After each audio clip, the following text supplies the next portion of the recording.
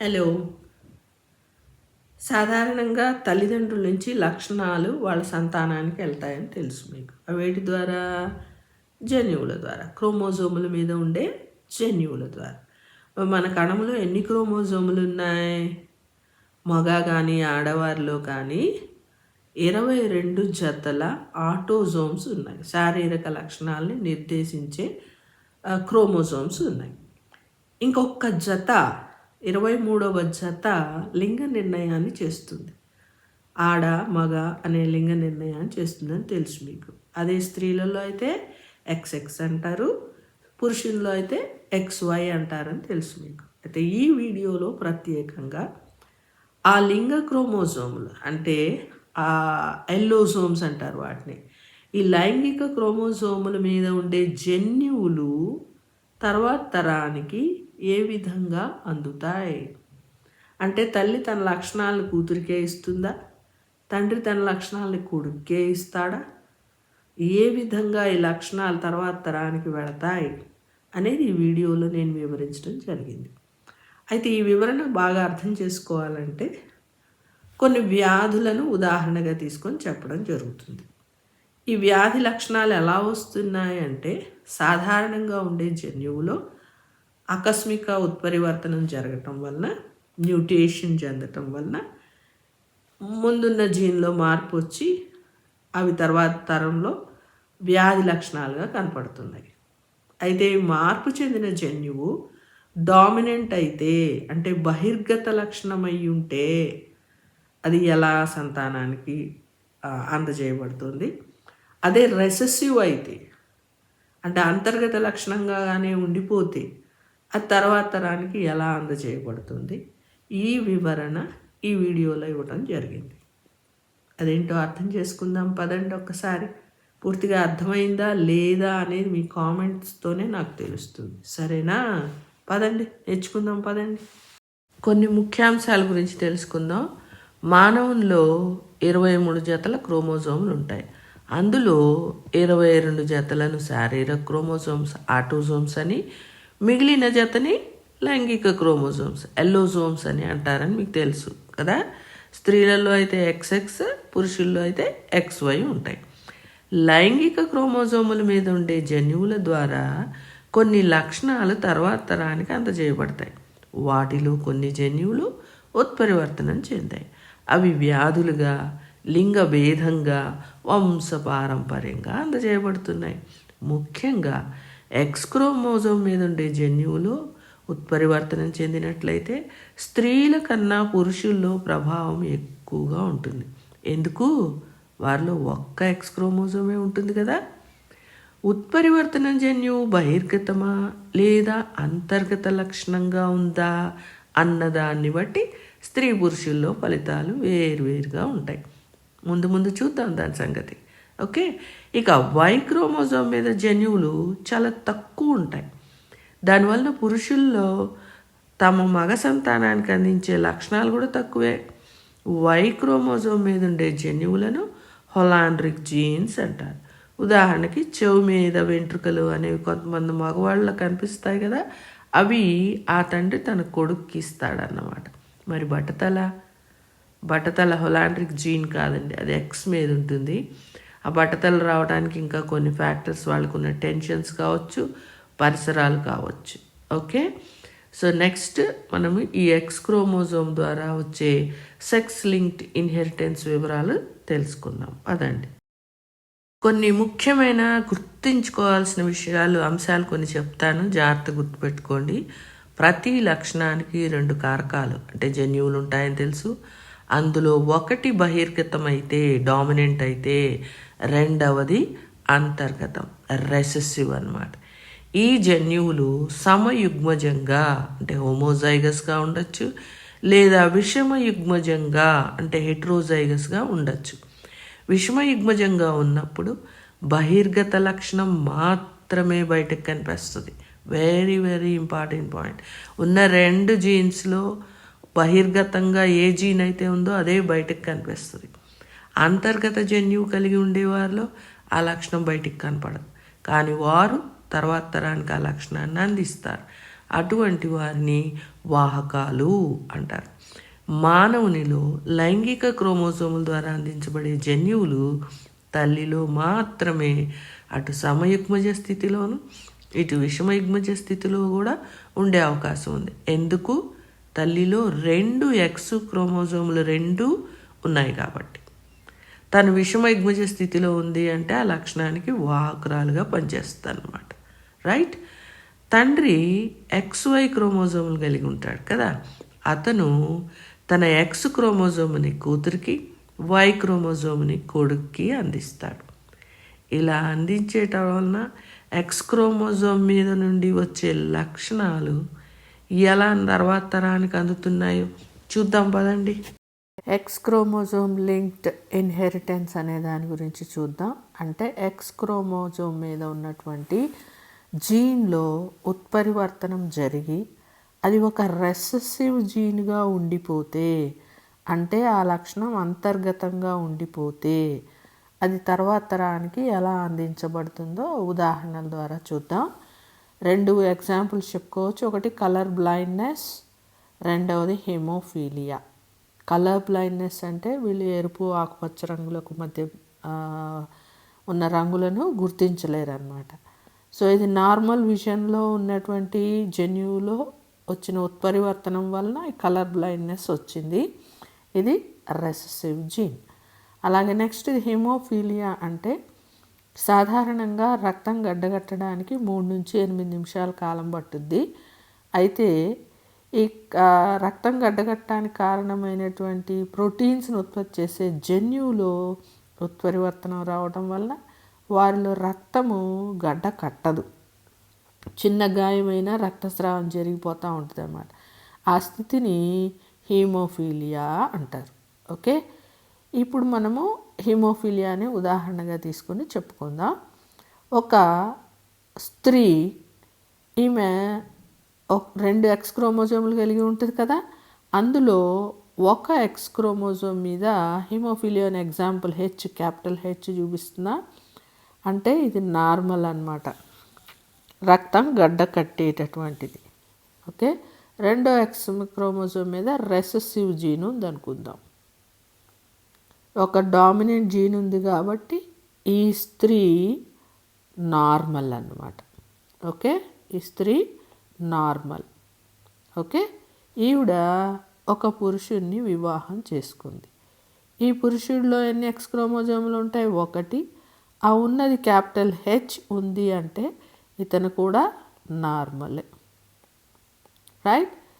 ఇప్పుడు వీళ్ళు బీజాలను ఉత్పత్తి చేసినప్పుడు ఒక స్త్రీ ఒక అండాన్ని ఉత్పత్తి చేసిన అండంలో ఉండే ఎక్స్ క్రోమోజోమ్ మీద ఒక హెచ్ కలిగి ఉండొచ్చు, లేదా స్మాల్ హెచ్ కలిగి ఉండవచ్చు. రైట్? పురుషుడు ఉత్పత్తి చేసే శుక్రకణాలు XY ఉంటాయి. అందులో X మీద ఏముంటుంది? క్యాపిటల్ హెచ్ ఉంటుంది. మరి Y మీద ఈ లక్షణానికి సంబంధించిన జన్యువు ఉండదు. మనం చెప్పుకుంటుంది ఎక్స్ క్రోమోజోమ్ లింక్డ్ ఇన్హెరిటెన్స్ గురించి. రైట్? ఇప్పుడు తల్లిలోని అండము హెచ్ లక్షణాన్ని కలిగినటువంటి జన్యువుని కలిగినటువంటి ఎక్స్ క్రోమోజోము, అలాగే తండ్రిలో ఉండేటటువంటి ఈ ఎక్స్ క్రోమోజోము 2 కలిసాయి అనుకుందాం. వచ్చేది XX. వీరేం తెచ్చుకున్నారు? తల్లి నుంచి క్యాపిటల్ హెచ్, తండ్రి నుంచి క్యాపిటల్ హెచ్, 2 బహిర్గత జన్యువులు, 2 ఎక్స్లు ఉన్నాయి కాబట్టి ఇది ఆడపిల్ల. ఈ ఆడపిల్లలో 2 హెచ్లు ఉన్నాయి కాబట్టి ఈ అమ్మాయి నార్మల్. ఓకే, ఇప్పుడు 2వ ఎక్స్ తోటి శుక్రకణం ఎక్స్ వచ్చేసి కలిసింది అనుకుందాం. అప్పుడు XX అంటే ఈ అమ్మాయికో ఇది కూడా అమ్మాయే, ఆడపిల్లే. అయితే ఈ ఆడపిల్లలో ఉండే 2 ఎక్స్లో తల్లి నుంచి ఏం తెచ్చుకుంది? స్మాల్ హెచ్, తండ్రి నుంచి క్యాపిటల్ హెచ్ తెచ్చుకుంది. సో క్యాపిటల్ హెచ్ అంటే బహిర్గతం కాబట్టి ఇది కూడా రక్తం గడ్డగడుతుంది కాబట్టి నార్మల్లేనమాట. ఇవి ఆడపిల్లలు ఇద్దరు నార్మలే. మరి ఈ తల్లి నుండి ఎక్స్ క్రోమోజోము ఉన్న అండంతో వై క్రోమోజోమ్ ఉన్న శుక్రకణం కలిసింది అనుకుందాం. అప్పుడు వచ్చింది ఎవరు? XY అంటే అబ్బాయి కదా. ఈ అబ్బాయి తల్లి నుంచి ఏం తెచ్చుకున్నాడు? క్యాపిటల్ H తెచ్చుకున్నాడు. వై క్రోమోజోమ్లో జీన్ లేదనుకున్నాం.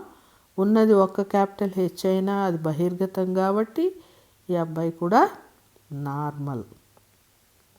ఓకే, ఇప్పుడు తల్లి నుంచి ఏం తెచ్చుకున్నాడు ఈ అబ్బాయి చూద్దాం.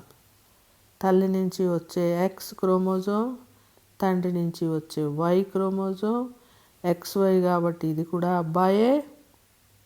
ఓకే, ఈ అబ్బాయి తల్లి నుంచి ఏం తెచ్చుకున్నాడు? స్మాల్ H తెచ్చుకున్నాడు. వై క్రోమోజోమ్ మీద జీన్ లేదు, స్మాల్ H ఉంది కాబట్టి ఇతను హీమోఫీలియా లక్షణాన్ని కలిగి ఉన్నాడు. ఓకే, అంటే ఇతనిలో రక్తము గడ్డ కట్టదు. ఎక్కడి నుంచి తెచ్చుకున్నాడు? తల్లి మనకు చూడటానికి నార్మల్, కానీ H జీన్ కలిగి ఉంది. ఈమె తన కుమారుడికి లక్షణాన్ని అందించింది కాబట్టి దీన్ని క్యారియర్ అనాలి. అర్థమైందా? సో ఇప్పుడు చూడండి, ఒక క్యారియర్ అయినటువంటి మదర్ నార్మల్ ఫాదర్కి వచ్చిన పిల్లల్లో 100% నార్మల్ ఆడపిల్లలే వచ్చారు. కానీ ఇక్కడ అబ్బాయిల్లో 50% హీమోఫీలియా వచ్చే అవకాశం ఉంది. అది కూడా మదర్ నుంచే వచ్చింది. సో ఇక్కడ ఆడపిల్లలు నార్మల్ గమనించండి, 2 క్యాపిటల్ Hలే ఉన్నాయి కాబట్టి ఇది కంప్లీట్ నార్మల్. కానీ ఇక్కడ హెటెరోజైగస్ ఉంది. అంతకుముందు హోమోజైగస్, ఇక్కడ హెటెరోజైగస్లో స్మాల్ H కలిగి ఉంది కాబట్టి నార్మల్ అయినప్పటికీ ఇది నెక్స్ట్ తరానికి అమ్మాయి లక్షణాలను అందిస్తుంది కాబట్టి ఈ లక్షణాన్ని క్యారియర్ అనాలి. అర్థమైందా? నెక్స్ట్ మనము నార్మల్ ఉమెన్ అంటే రక్తం గడ్డ కట్టేటటువంటి 2 క్యాపిటల్ Hలు ఉన్నటువంటి ఒక స్త్రీ హీమోఫీలియా జన్యువును కలిగినటువంటి పురుషునితోటి వివాహం జరిగింది అనుకుందాం. సో ఇప్పుడు ఆవిడ విడుదల చేసే అండంలో X క్రోమోజోమ్ మీద 2 క్యాపిటల్ Hలు కనపడుతున్నాయి. పురుషుడు ఉత్పత్తి చేసే శుక్రకణాల X మీద H కనిపిస్తుంది, Y మీద జన్యువు ఉండదని చెప్పుకున్నాం. సో ఒక X తోటి తల్లిలోని X అండంతో పురుషుని X క్రోమోజోమ్ కలిగిన శుక్రకణం వచ్చి కలిసింది అనుకుందాం. 2 XX కాబట్టి ఇది ఆడపిల్ల, రైట్. ఈ ఆడపిల్ల తల్లి నుంచి ఒక క్యాపిటల్ Hని, తండ్రి నుంచి స్మాల్ H తెచ్చుకుంది. హెటెరోజైగస్, క్యాపిటల్ H ఉంది కాబట్టి ఈ అమ్మాయి నార్మల్ బట్ క్యారియర్, హెటెరోజైగస్ కాబట్టి. ఓకే, సో నెక్స్ట్ ఏం జరుగుతుంది? ఒక X తోటి తండ్రి నుంచి X తెచ్చుకుంటే 2 XXలు వచ్చాయి. ఇది అమ్మాయే. మరి ఈ అమ్మాయి ఏం తెచ్చుకుంది? తల్లి నుంచి క్యాపిటల్ H, తండ్రి నుంచి H తెచ్చుకుంది. పైకి normal but carrier.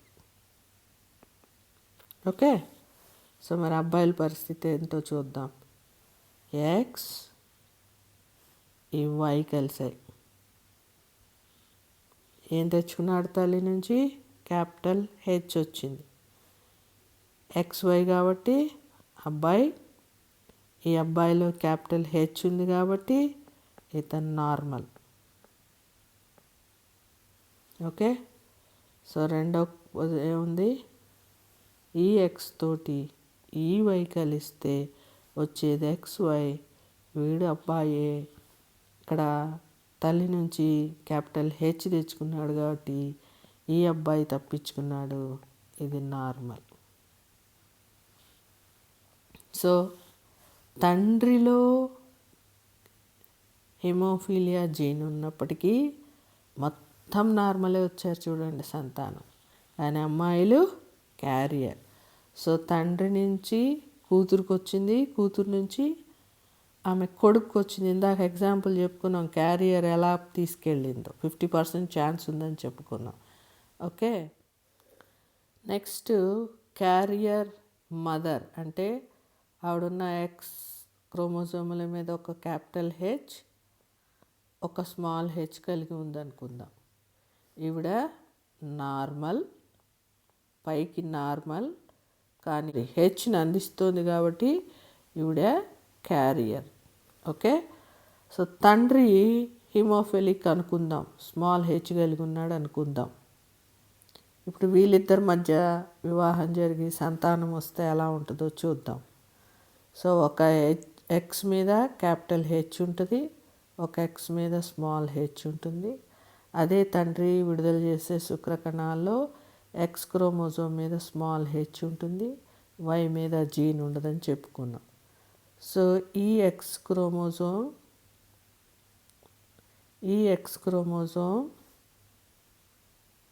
తండ్రిలోని X chromosome ఉన్న శుక్రకణం వచ్చి కలిసింది అనుకుందాం. ఎక్స్ వచ్చాయి అంటే ఇదే అమ్మాయి. ఈ అమ్మాయి ఏం తెచ్చుకుంది? తల్లి నుంచి క్యాపిటల్ హెచ్, తండ్రి నుంచి స్మాల్ హెచ్ తెచ్చుకుంది. సో ఈ అమ్మాయి నార్మలే, ఒక క్యాపిటల్ లెటర్ ఉంది కదా, నార్మల్, కానీ క్యారియర్. నెక్స్ట్ ఇప్పుడు స్మాల్ హెచ్ ఉన్న ఎక్స్ క్రోమోజోమ్తో తండ్రి నుంచి ఈ ఎక్స్ వచ్చి కలిసింది అనుకుందాం. శుక్రకణం వచ్చి 2 ఎక్స్లు కాబట్టి ఇది అమ్మాయే. ఈ అమ్మాయి ఏం తెచ్చుకుందండి? తల్లి నుండి స్మాల్ హెచ్, తండ్రి నుంచి స్మాల్ హెచ్, 2 అంతర్గతమే. కొంచెం సివియర్గా ఉంటుంది అన్నమాట, హోమోజైగస్ అయిపోయింది. సో ఈమె నార్మలా? కాదు, ఈమె హిమోఫిలిక్.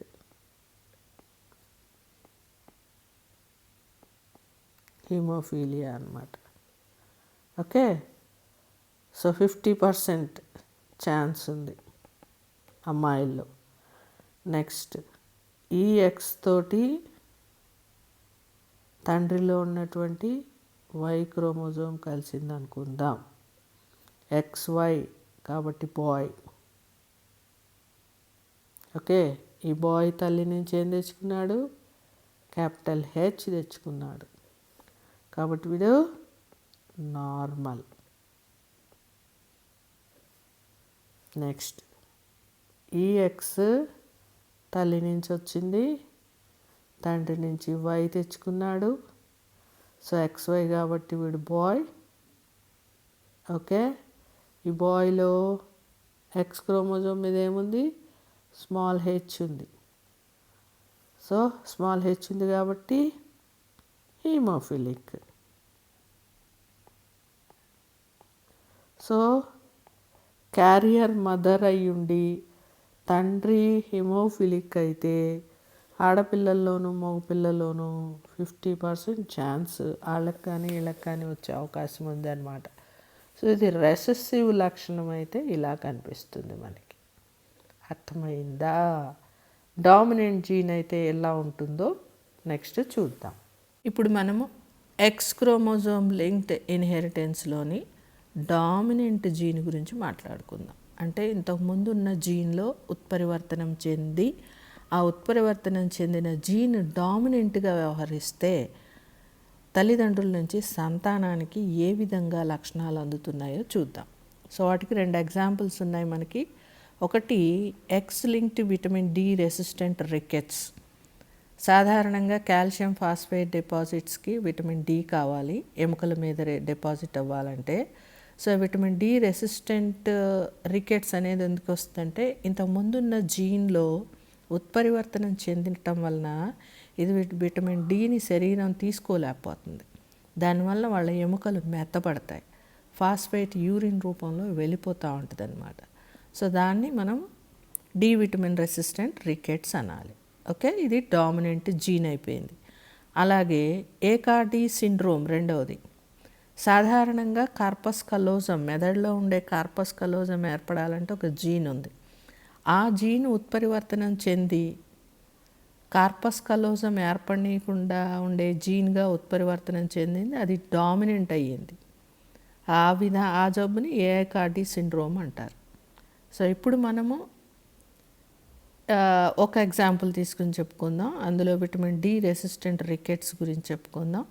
ఇక్కడ నేను ఉత్పరివర్తనం చెందిన జీన్ డామినెంట్ అన్నాను కాబట్టి క్యాపిటల్ డీతో సూచిస్తున్న, రెసిసివ్ జీన్ని స్మాల్ డీతో సూచిస్తున్నా. రైట్.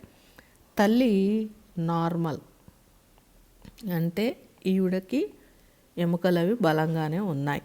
అంటే ఈవిడలో ఉండే జీన్స్ 2 ఎక్స్ క్రోమోజోముల మీద 2 స్మాల్ డీలే ఉన్నాయి. తండ్రి వచ్చేటప్పటికి రికెట్స్ బారిన, అంటే సింపుల్గా రికెట్స్ అంటున్నానండి, విటమిన్ డి రెసిస్టెంట్ అనమాట. సో ఈయన క్యాపిటల్ డి, ఒక ఎక్సేగా క్యాపిటల్ డి కలిగి ఉన్నాడు. సో వీళ్ళు ఉత్పత్తి చేసే అండంలో తల్లి 2 స్మాల్ డీల్నే ఉన్న అండం వస్తుంది. తండ్రి ఎక్స్ మీద క్యాపిటల్ డి వస్తుంది, వై మీద ఈ జీన్ ఉండదని తెలుసు మీకు. రైట్. సో తల్లిలో ఉండేటటువంటి ఎక్స్, తండ్రిలో ఉండేటటువంటి ఎక్స్ కలిస్తే వచ్చేది ఎక్స్ఎక్స్ ఆడపిల్ల. ఈ ఆడపిల్ల ఏం తెచ్చుకుంది తల్లి నుంచి? Small D. తండ్రి నుంచి క్యాపిటల్ డి తెచ్చుకుంది. క్యాపిటల్ డి అంటే డామినెంట్ అని చెప్పా కాబట్టి ఈ అమ్మాయి రికెట్స్ బారిన పడింది అనమాట. ఓకే. సో ఇంకొకటి పరిస్థితి చూద్దాం. ఇది ఎక్స్, ఇక్కడ కూడా తండ్రి నుంచి ఎక్స్ తెచ్చుకుంది. సో ఇది అమ్మాయే. ఈ అమ్మాయి ఏం తెచ్చుకుందండి? తల్లి నుంచి స్మాల్ డి తెచ్చుకుంది, తండ్రి నుంచి క్యాపిటల్ డి తెచ్చుకుంది. క్యాపిటల్ డి వచ్చింది కాబట్టి ఈ అమ్మాయి రికెట్స్ బారిన పడ్డట్టే కదా. మరి అబ్బాయిల పరిస్థితి ఏంటి? అబ్బాయిలు తల్లి నుంచి ఎక్స్, తండ్రి నుంచి వై. సో వీడు అబ్బాయి తల్లి నుంచి ఏం తెచ్చుకున్నాడు? స్మాల్ డి తెచ్చుకున్నాడు కాబట్టి వీడు నార్మల్. మరి రెండో పరిస్థితి ఏంటో చూద్దాం. ఇది స్మాల్ డీనే ఉంది, ఇది వై కాబట్టి ఇది అబ్బాయి. వీడు తెచ్చుకున్నది స్మాల్ డి కాబట్టి వీడు నార్మల్. సో గమనించండి, తల్లి నార్మల్, కొడుకులు ఇద్దరు నార్మల్ అయ్యారు. తండ్రి రికెట్స్తో ఉన్నాడు, కూతుళ్ళకి ఆస్తి పంచాడు. అర్థమైందా డామినెంట్ వలన వచ్చిన తేడా? రైట్. నెక్స్ట్ ఇంకో కాంబినేషన్ చూద్దాం. ఇప్పుడు మనము రికెట్స్ ఉన్న మదర్ పరిస్థితి. రికెట్స్ ఉంది మదర్కి. ఓకే. అంటే ఆవిడ 2 క్యాపిటల్ డీల్ని కలిగి ఉందనుకుందాం. తండ్రి నార్మల్ అంటే స్మాల్ డి కలిగి ఉన్నాడు. ఇప్పుడు ఆవిడ ఉత్పత్తి చేసే అండంలో ఎన్ని ఉన్నా క్యాపిటల్ డీనే ఉన్నాయి. తండ్రి దాంట్లో స్మాల్ డి ఉంది. కాంబినేషన్ చూద్దామా? సో తల్లి నుంచి డి, తండ్రి నుంచి స్మాల్ డి తెచ్చుకున్నాడు. క్యాపిటల్ డి స్మాల్ డి తెచ్చుకుంది. ఎక్స్ఎక్స్ కాబట్టి అమ్మాయి.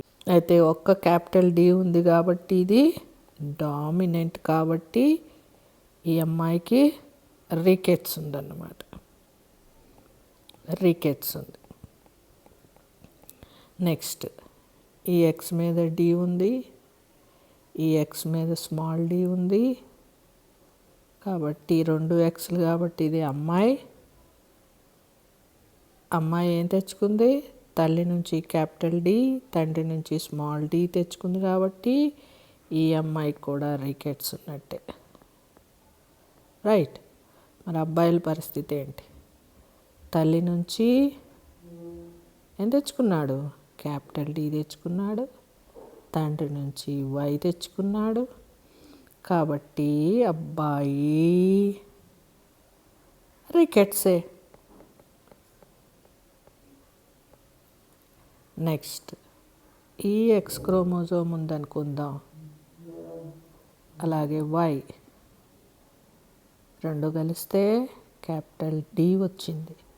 సో ఈ అబ్బాయి కూడా రికెట్సే. సో అమ్మ చూడండి, నిస్వార్థంగా ఆస్తిని నలుగురికి ఈవిడ ఉన్న రికెట్స్ ఉంటే అమ్మాయిలకి రికెట్స్ అందించింది, అబ్బాయిలకి రికెట్స్ అందించింది. తండ్రి మటుకు నార్మల్ ఉన్నా కూడా మగ సంతానానికి రికెట్స్ వెళ్ళింది. అర్థమైందా?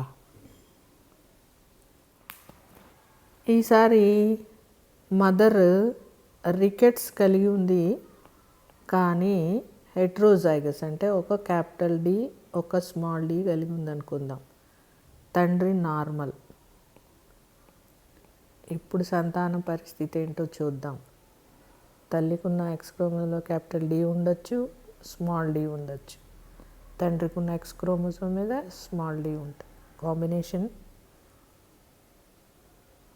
ఇది తల్లి నుంచి డి, తండ్రి నుంచి స్మాల్ డి తెచ్చుకున్నారు. సో ఇది అమ్మాయి కదా, అమ్మాయిలో క్యాపిటల్ డి ఉంది కాబట్టి ఈ అమ్మాయి రికెట్స్ బారిన పడ్డట్టే. నెక్స్ట్ తల్లి నుంచి ఎక్స్, తండ్రి నుంచి ఎక్స్. ఇక్కడ చూడండి, తల్లి నుంచి స్మాల్ డి తెచ్చుకుంది, తండ్రి నుంచి స్మాల్ డి తెచ్చుకుంది. ఈ అమ్మాయి రికెట్స్ని తప్పించుకుంది. సో నార్మల్ కదా, అంటే 50% ఛాన్సే అన్నమాట. నెక్స్ట్ కొడుకు సంగతి చూద్దాం. తల్లి నుంచి క్యాపిటల్ డి తెచ్చుకున్నాడు, తండ్రి నుంచి వై తెచ్చుకున్నాడు.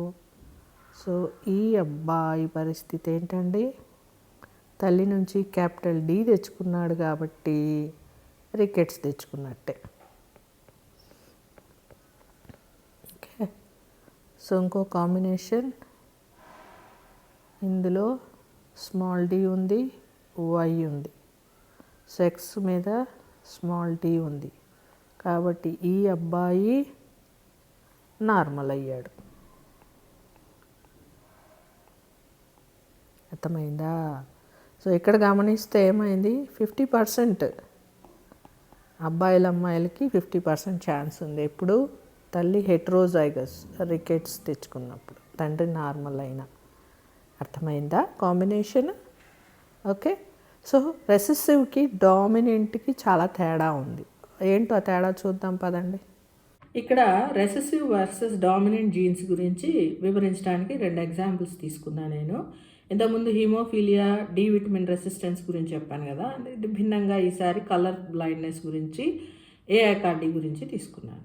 ఓకే, సో ఇక్కడ నేను తీసుకున్నది చూడండి, మదర్ నార్మల్ ఉన్నారు, తండ్రి కలర్ బ్లైండ్నెస్ ఉన్నాడు. ఓకే, ఈ రెండో కేసులో కూడా తల్లిని నార్మలే తీసుకున్నాను, తండ్రి వచ్చేసి ఏ కార్డీకి తీసుకున్నాను. సంతానాన్ని గమనించండి. ఈ ఫస్ట్ కేసులో రెసెసివ్ జీన్ కేసులో అందరూ నార్మలే ఉన్నారు, కూతుళ్ళు కొడుకులు నార్మలే ఉన్నారు, కానీ కూతుళ్ళు ఆ లక్షణానికి క్యారియర్స్గా ఉన్నారు. వాళ్ళు తర్వాత తరానికి అంటే మానవ సంతానానికి ఆ లక్షణాన్ని అందించేటట్టుగా ఉన్నారు. కానీ డామినెంట్ జీన్లో చూడండి, తల్లి నార్మల్ అయినప్పటికీ కూడా ఆడపిల్లలు ఇద్దరూ కూడా ఏకార్డి అయ్యారు. అదే కొడుకులకు వచ్చేటప్పటికి ఇద్దరు కొడుకులు నార్మల్ ఉన్నారు, తండ్రి మటుకు ఏకార్డి, కానీ కొడుకులు ఇద్దరు నార్మల్కి వచ్చారు. సో డామినెంట్ జీన్కి రెసెసివ్ జీన్కి ఉన్నటువంటి భేదం అంత ఉందన్నమాట. అర్థమైందా? సో మీరు ఏదైనా ప్రశ్న ఇస్తున్నప్పుడు ఆ ప్రశ్నలో ఏమడిగారు, ఎక్స్ లింక్డ్ ఇన్హెరిటెన్స్ మీద డామినెంట్ జీన్ గురించి అడిగారా, రెసెసివ్ జీన్ గురించి అడిగారా అనేది అర్థం చేసుకున్నాకే మీరు ఈ ఫ్లో చార్ట్లు గీయాలన్నమాట. అర్థమైందా నేను చెప్పింది? ఓకే, అయితే చిన్న పరీక్ష పెడతానుండో అర్థమైంది లేని తెలుసుకోవడానికి. ఓకే, ఇక్కడ నేను మీకు 2 ఎగ్జాంపుల్స్ ఇచ్చాను. హిమోఫిలియా మదర్, నార్మల్ ఫాదర్, ఇద్దరి మధ్య ఏర్పడిన సంతానంలో ఆ లక్షణం ఎలా వెళుతుందో ఫ్లో చార్ట్ ద్వారా చూడండి. హిమోఫిలియా మదర్ దాకా ఎదిగే అవకాశం చాలా తక్కువే, ఎందుకో ఆలోచించండి ఒకసారి. అలాగే vitamin D rickets, both the mother and father, తల్లిదండ్రి ఇద్దరికీ రికెట్స్ ఉంది. నేను హోమోజైగసా హెట్రోజైగసా అని చెప్పట్లేదు, ఇద్దరికీ రికెట్స్ ఉంది. సో వాళ్ళ సంతానానికి ఆ లక్షణం ఎలా వస్తుంది అనే ఈ ఫ్లో చార్ట్స్ గీసి చూసుకోండి. అవి వచ్చినాయి అంటే నేను చెప్పిన పాఠం అర్థమైనట్టే. ఓకేనా? సో ఇది ఎలా ఉంది కామెంట్ రూపంలో తెలియజేస్తారు కదా.